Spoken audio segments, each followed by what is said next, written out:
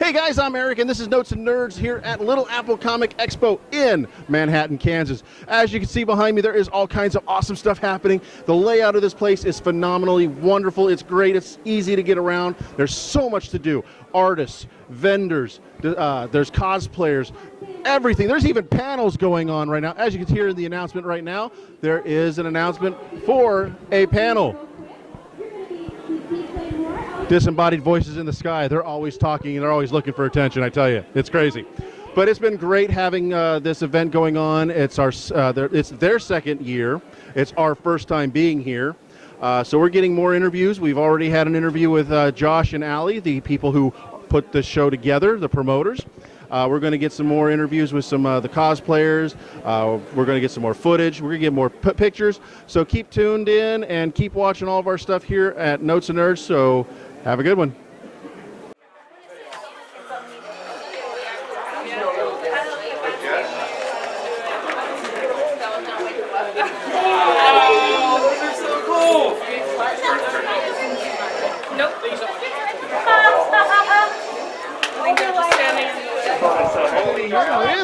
Jonathan Edward Ondrashek. That's a mouthful. So, what do you do? I am an author and an editor. Author and editor. Awesome. And local area, so Junction City area. And the books that I write, some of the books actually feature Junction City as a scene, a backdrop to some fight scenes. Kind of like how Castle Rock is using a lot of Stephen King Yes, stuff. exactly. Except this place actually exists. Yes, it does. So you got a few books that you're going to tell us about. I'm going to pick up one right now. All right. Let's see here. Versus? Versus. This is actually kind of one of my pride and joys. It was an anthology that I was invited to.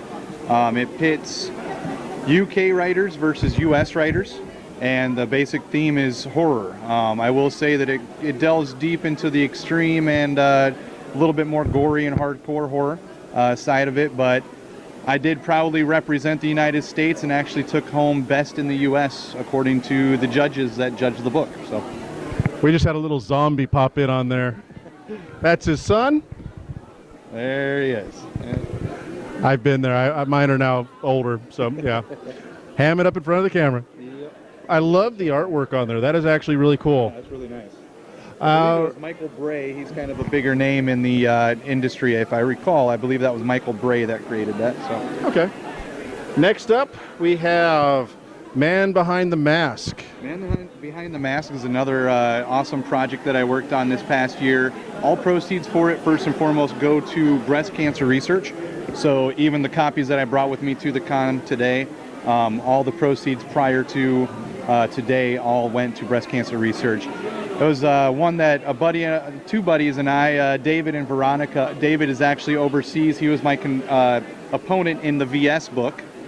He and I teamed up and we did this. It's basically an 80s horror slasher. If you're into that kind of stuff from the 80s horror, you will love this. It's got a lot of, it's all female contributors, and it's basically all about women. So nice. From women perspectives. Very interesting. That is awesome. And I really have to say, the 80s style slasher films, I mean, that's a dying breed. Oh, yes, it is. Yes, it is. And we're hoping to capture that and bring it back to life a little bit in this anthology. So. Excellent.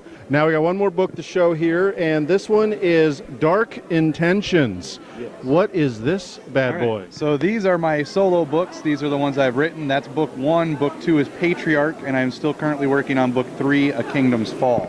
They're all part of the Human Undead War trilogy. I've put them out through Burning Willow Press.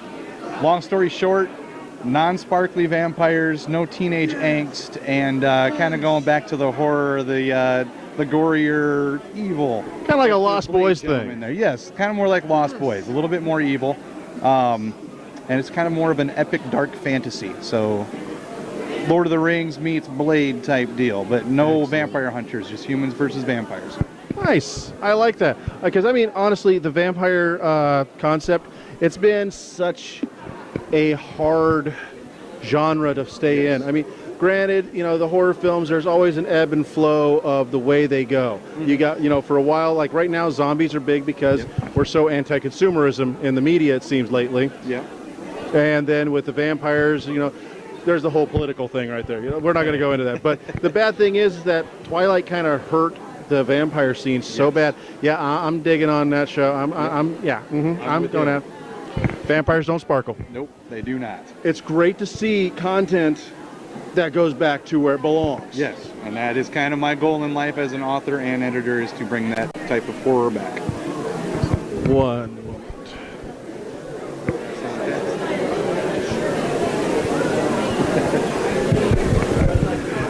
Yeah, you just saw me go up there. Unfortunately, in Comic-Cons, people don't watch where they're going. It happens.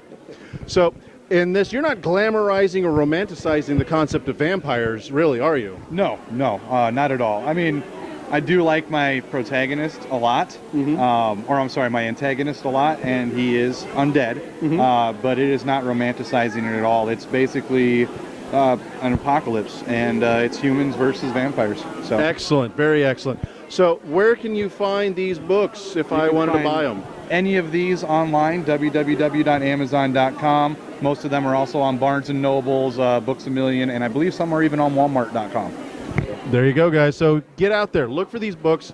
We're going to get some details in our description below here on YouTube. So thank you very much. Yep, thank you. We got more coming to you on notesandnerds.com, Notes and Nerds, wherever you're watching it. So thank you, guys, and thank you again.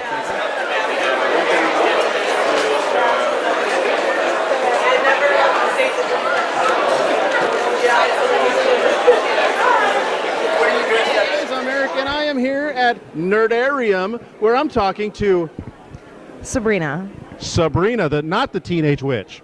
So, what is it? What is this thing? this is a pokeball terrarium. Basically what we do is we take Pokemon figures and, you know, everyone's idea is that a Pokemon is squished into their ball and uncomfortable. So we design environments to where it looks like, you know, they're just kind of chilling in their habitat. It's bigger on the inside. Just like a TARDIS. She got it. I'm going to take that real quick, and I'm going to bring it up closer, as this way they can see Pokemon in their not quite so natural habitat, right? Oh, kind of. We try. This one, there's a lot of them in there. They're having a block party. Of course. So, all right. What goes into making these things?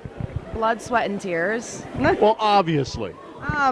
Each terrarium, depending on, I usually make them in waves, larger ones, but it takes me about 1 to 1.5 hours per terrarium if I just make them one at a time. Several different craft stores, grass, trees, bushes, flowers, rocks, water. All the basic stuff that you find at like a Hobby Lobby or any kind of a hobbyist store. Absolutely. And then fairy gardens are really popular right now, and little accessories for those work beautifully for them. I don't think those ever went out of style, actually. Not really. Yes, I know what those are.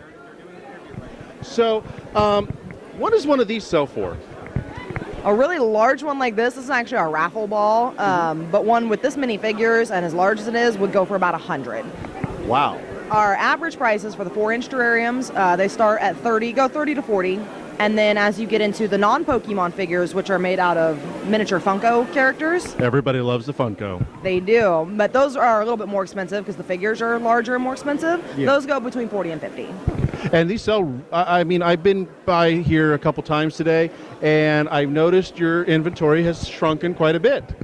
A little bit. They do sell pretty well. They are unique, though. These are, as far as I know, they're pretty new on the convention scene. I haven't seen these anywhere else. Right. So I'm hoping a lot of people that do the con circuit a lot are like, oh, there's something new and shiny. So. Well, they capture everything about the con, everything that's popular, all the cool stuff that everybody comes to see.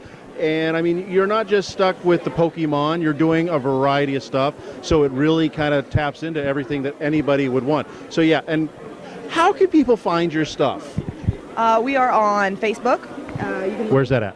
The Nerdarium on Facebook, and we're also on Etsy. You can buy online anytime, and on Etsy we are also the Nerdarium. Pretty simple. And that's Nerdarium.